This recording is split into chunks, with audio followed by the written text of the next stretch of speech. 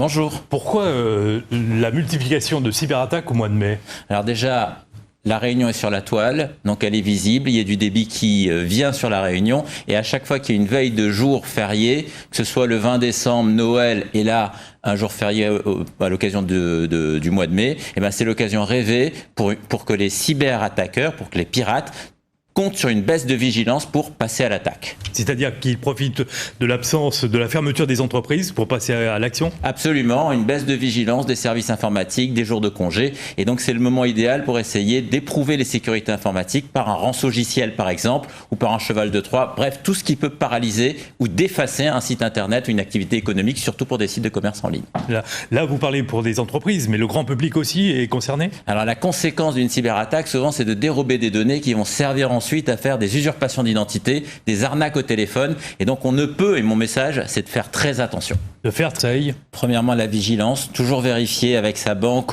et ne pas se précipiter quand on vous donne une instruction pour valider un paiement ou valider un virement bancaire. Il y a beaucoup de familles réunionnaises qui se sont faites dépouiller parce qu'elles ont manqué de vigilance.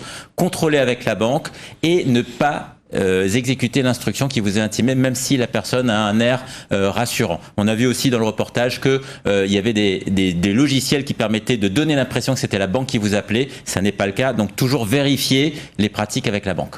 La banque est tenue de vous rembourser si jamais vous subissez un préjudice? Alors ça, c'est une question sur laquelle je me bats en jurisprudence et on a déjà une décision de la Cour de cassation.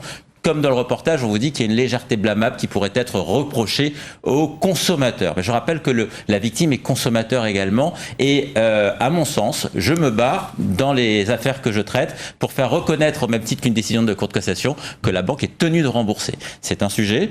Mais la Cour de cassation, dans un récent arrêt, a reconnu l'obligation de la banque parce que la vigilance du consommateur a été trompée dans des circonstances anormales, de sorte que la banque serait tenue de rembourser.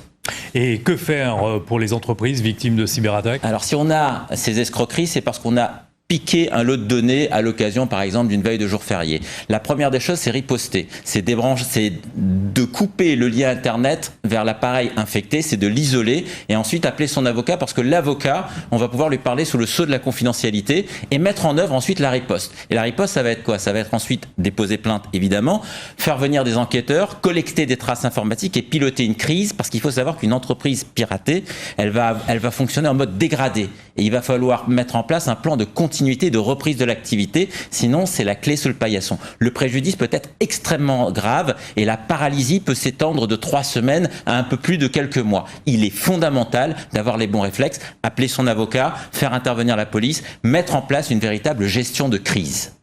Et on espère que votre message sera entendu. Merci, Maître. Merci à vous.